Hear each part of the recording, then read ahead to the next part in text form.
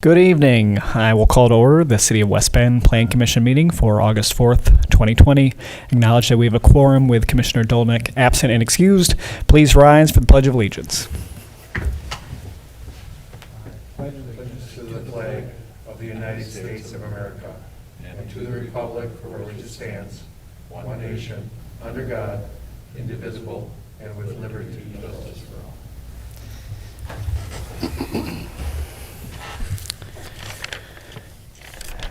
Thank you. We'll begin with approval of the Plan Commission meeting minutes for the regular meeting of July 7th. Motion to approve. Second. Thank you. It's been a motion second. Any corrections or questions? Seeing none, all those in favor, signify by saying aye. Aye. Any opposed? Thank you.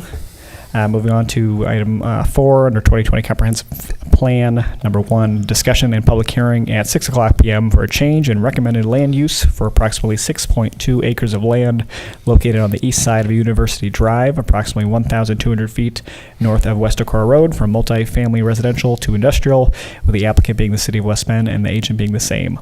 We'll start with a public hearing. If there's anybody from the public who would like to speak, come up to the podium and we'll hear you. If not, we're looking for a motion to end the public hearing. Move to close public hearing. Second. Thank you. It's been motion second. Any discussion? Seeing none, all those in favor, signify by saying aye. Aye. Any opposed? Thank you. And I believe we're going to have a presentation by Jim.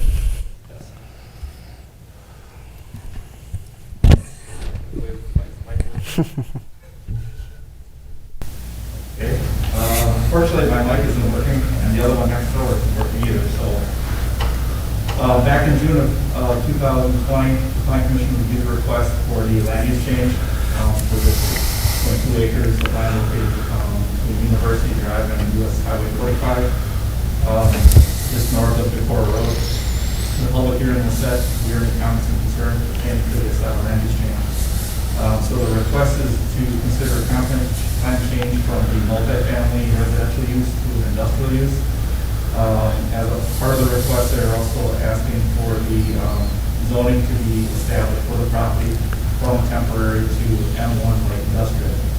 The property currently is up for sale, and potential buyer could be looking at constructing a series of full storage units in this area. So that's requiring the proposal change from the multifamily to the industrial use, along with the associated zoning from the temporary to M1 light industrial. The property does have some limitations in regards to utilities and access in terms of sanitary sewer being sent from the east going under Highway 45, and then access also from University Drive through some city and county-owned lands in order to access this property. And the potential buyer has been working between the city and the county to gain that access. Public notice was sent to the paper and published in the West Bend News, along with being posted at City Hall and on the city website and at the library. And all property owners within 200 feet were notified of the public hearing, and staff only received one general inquiry, and the inquiry person inquiring didn't have any objections to the change. So if the commission would find the land use to be acceptable as part of the comprehensive plan amendment process, the Plan Commission will need to approve this resolution acknowledging the change, and then also recommend the change to the Common Council for final approval. Thank you. Any questions for Jim? Maybe it's not the right time to ask the question, but I've been trying to figure out where's the road going to coming off that property. Because you're coming down the hill on University, around the corner, it's not shown on there. Where would be the access? Sure. So there's a spot, when you're coming down University Drive, it kind of goes off to the west and then it turns, or goes off to the east and then curves back to the west, right down in the Amber to Decorah. So that access point would be right around that curve when it comes over into where it curves off to the west before, or to the east before it curves back down west. So it's right, more or less it's right at that northwest corner of the site. Or right on the 50 corner, that closest to the University Road there, is that correct? Or closest? Correct. Okay. Right at the University. Okay. And that's not an issue in coming down the hill and kind of turning in there for people, or? Yeah, we've been working with I was on site, and then I went to this location of the curve at University Drive. Obviously, looking at a site distance for a driveway to be placed there safely, it appears at first sight that that could be achieved. Obviously, at the time of the development, we would have the developer confirm that with the traffic engineer that would actually take the measurements. But we did some preliminary measurements, and it looks like that the site distance for a driveway at that location would not be a problem. That was my only concern, it's just because I know that road and. Sir, is there any other questions? If not, we're looking for a motion to approve the resolution to amend and the recommendation to council. Second. Thank you. Any other questions? Seeing none, all those in favor, signify by saying aye. Aye. Any opposed? Thank you.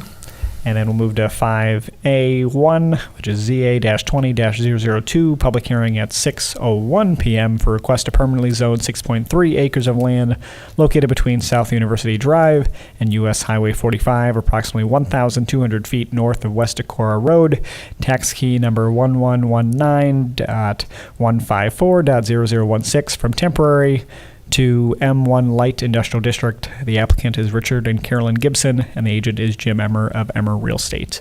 Again, we'll start with the public hearing. If there's anybody from the public who wishes to speak, go ahead. Hi, Mr. Emmer. If you could please state your name and address. Sure. Jim Emmer, 4508 Dollar Drive, West Bend, Wisconsin. So I've been working with Dr. Gibson since 2018 on the site. And as mentioned by city staff, we've investigated a number of uses, multifamily particularly, but with the sewer being under 45, it was a very costly expense and the neighbors not wanting to participate. So we looked at some of the other uses, and we, based on that, we feel the highest and best use would be for light industrial zoning, allowing mini warehousing. So I've been working with the county and city also on purchasing 12,000 square feet of land for the ingress egress, as we were talking about here. And speaking with Jay Shambo yesterday, we've reached an agreement verbally on that, on the acquisition of that. So Doc Gibson's owned the property for over 40 years, as probably most of you know. He'd certainly like to get it sold, and would like to see that happen. So any other questions? Otherwise, thank you for your cooperation. Thank you, Mr. Emmer. If there's no other business for the public hearing, I'll need a motion to close. So moved. Second. Thank you. Any discussion on that? Seeing none, all those in favor, signify by saying aye. Aye. Any opposed? Thank you. Do you have anything else on this, Jim? No, this is Okay. essentially, this is just establishing that zoning in accordance to the comprehensive plan, and then also for the request notifications. We had the same inquiry from the person for the zoning as they did for the comprehensive plan. So staff would recommend approval to the common council if commission feels it's appropriate, and then also approval of the comprehensive plan. Sounds good. So I'll be looking for that motion. I'll make a motion to approve the rezoning to M1. Thank you. Is there a second? Wonderful. Any other questions for Jim? Seeing none, all those in favor, signify by saying aye. Aye. Aye. Any opposed? Thank you. And thanks, Mr. Emmer, for being here. Thank you. I'll move on to 5A2, which is ZA-20-004, a public hearing at 6:03 p.m. for a proposed zoning code text amendment to Chapter 17 zoning code of the municipal code to establish requirements for swimming pools located in the side yards of single-family and two-family residential properties, with the applicant being West Bend. Were you going to take this one, Mark, or is it Jim? Sure. Okay. This one, as we brought to you before, this was came out as a request from several citizens through the mayor's office that basically represented that they wanted to be able to put swimming pools Most of those requests were for corner lots where there is technically no rear yard, and our code had required that swimming pools be located only within rear yards in residential districts. In exploring that, we found this is very analogous to what the Plan Commission and Council had considered for allowing sheds in side yards, in particularly for corner lots. We would recommend the same type of solution, and that's what has come before you. It would allow them by right, as they are right now, within the rear yards in single and two-family districts. They could go into side yards with a site plan approval. The site plan is basically the same as our plat of survey requirements that we do right now for sheds. If there's nothing that sticks out to staff that would be an issue for the pool, we would be able to approve it by right without bringing it before the Plan Commission. If there's something that's in conflict, or they do not want to do screening or some other mechanism that would normally be asked for, we would bring it to the Plan Commission for determination. So the process is basically paralleling the same process that we approved for sheds. This would also allow the pools also to be within side yards of interior lots as well, if there is room. It does not change the setbacks. It does not change the fencing requirements. It does not change the building code requirements that prohibit utilities, for example, to be over the pool. It just changes allows us to do it within side portions, only for single and two families. Thank you. And I did negate to start with the public hearing portion. So if there's anybody from the public who would like to speak on this item, feel free to come up. If not, I'd be looking for a motion to close the public hearing. So moved. Thank you. If there's no discussion on that, all those in favor of closing the public hearing, signal by saying aye. Aye. Any opposed? Thank you. And now I'll open it up for questions of Mark, if there's any. Seeing none, I'll be looking for a motion to approve and recommend to council. Second. Thank you. Any further discussion? Seeing none, all those in favor, signal by saying aye. Aye. Any opposed? Wonderful. And then lastly, we'll move on to B, conditional use permits. Item number 1, CU-20-009, public hearing at 6:02 p.m. for request for a conditional use permit to allow a mobile vendor at 3815 West Washington Street within B1 Community Business District by Fleet Farm. So if there's anybody from the public who would like to speak on this item, come on up.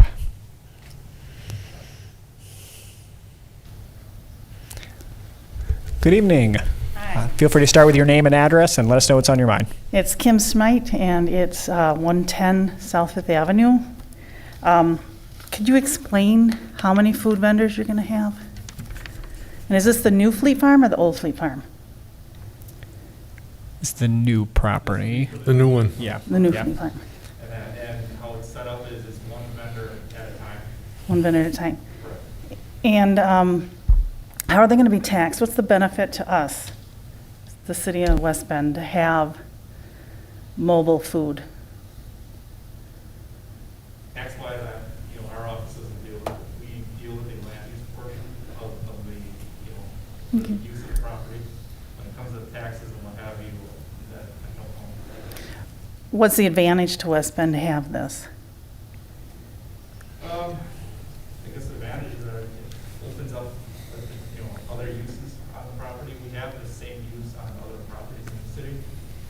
We have other areas that have been approved for mobile food vendors. It's an opportunity to draw, other uses in there and, help draw business. So they really don't have a stake in the community. It's kind of fly-by-night people. I don't know if say that and then comment on that. Yeah, I'm sorry, go ahead. Menards has it right now. Right.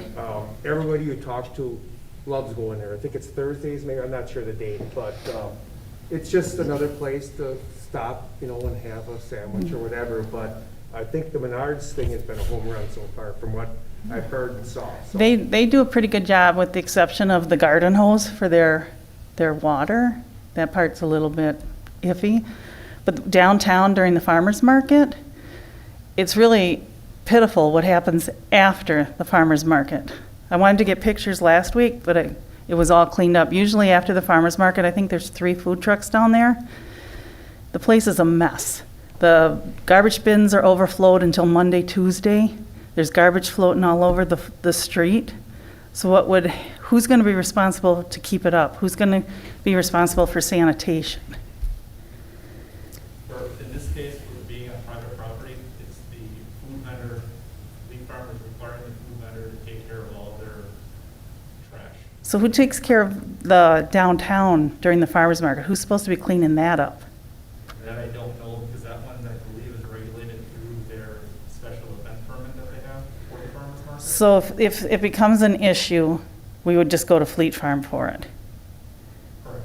Okay. Or it come to us and then we would, form, Fleet Farm is the permit holder for this. Okay, so it's Then going we would be contacting them if they would be. okay, so they'll kind of oversee it, so there is some kind of regulation. Yeah, so Okay. so the responsibility falls on the entity that does have a stake within this community, as I guess you alluded to. And where do they get their sanitation? Their water? Is it going to be a garden hose like at Menards? Yeah, I'm not sure. Usually they're self-contained. Yeah. I don't know. Okay. And do you guys know about the inspection? That stuff is regulated through Washington County. Okay, so then they would oversee all that. Okay, thank you. No problem. Thank you. Are there any other questions? Thank you. Second? Thank you. If there's no other discussion, then I have a motion to end the public hearing. All those in favor, signify by saying aye. Aye. Any opposed? Thank you. And then we'll open it up if there's any comments from Jim or Mark. I can give a real quick brief Sure. on this. So Food Farm has requested that conditional use permit. Food Farm has provided both a sketch and an operations letter for the use of that mobile food vendor. They're going to be located at the northeast corner of their parking lot. The hours of operations would be Monday through Saturday from 8 a.m. to 8 p.m. and then from Sundays from 8 a.m. to 6 p.m. The food trucks would be allowed to operate during the normal business hours of Fleet Farm, so they would not be operating outside of those hours that Fleet Farm is open. Fleet Farm is again requiring the food truck vendors to be responsible for cleaning up the site in the area and then also for disposing of their refuse for whatever is generated. And no additional signage is going to be proposed on the site. They will be utilizing anything that Fleet Farm has or any other social media contacts that they have for that. Staff has reviewed the location and the traffic flow and patterns of this for the food truck vendor and feels that it's an appropriate area to be located in, so it won't interfere with daily operations of the retail store. Public notices published in the paper and area and people notified within 200 feet of the conditional use and notified and staff received no inquiries or comments on the conditional use. Staff would recommend approval of the conditional use with the 5 listed conditions that we have. Before you vote on this, I would also just, we've been asked why it takes the form of a conditional use permit in this case. Like the Menards and a couple of others that the Plan Commission has approved. It takes the form of the conditional use because it modifies the site plan approval for Fleet Farm. It's on their property. Theoretically, they could be proposing something that would be in conflict with something that the commission depended upon when they did the previous approval. That's the general logic. I would also say that by allowing the conditional use process on the private lands, it removes the time restrictions that would normally be found on an approval for such as a temporary use. And it also allows a non-vendor specific approval where the authority is to Fleet Farm, the property owner in this case, to be able to pick who they want and when they want them to come into it in compliance with the hours that are limited by the permit. So there is a rationale why it is not done under a CU for a larger site like this. Great. Thank you very much, Mark. Are there any other questions from the commission? Yes, Commissioner Fleischman. One question. When I read the operation plan, I assumed it meant multiple trucks because it said to allow numerous food trucks within a trucking line. So, Jim, when I heard you say that it is just one truck, when I read our conditions, that say truck, in number 2, then it says trucks in number 3. So I just want to confirm that they know it is one truck. Yeah, that's how we've just set up all of our conditional use permits, and it's always been limited to one vendor at a time. And they understand that. Yep, and I expressly relayed that to them when we had our initial meeting for that. That was my only concern. Thank you. Great, thank you. I had a conversation with Jim about this earlier today, and he explained to me that today might be a pizza truck, tomorrow might be a sandwich truck, the next day might be a barbecue truck, ice cream truck, whatever. So it would be different trucks on different days. I understand. Yeah. The way it was written, Yes, I understand that, yeah. roll in a whole bunch I of had the guys. same question, yeah. Great. Are there any other questions? Otherwise, I'll be looking for a motion to approve the conditional use permit. Motion approved? Thank you. Any other comments or questions? Seeing none, all those in favor, signal by saying aye. Aye. Any opposed? Thank you. Being no further business before the Planning Commission, I'll adjourn by the call of the chair. Have a great evening.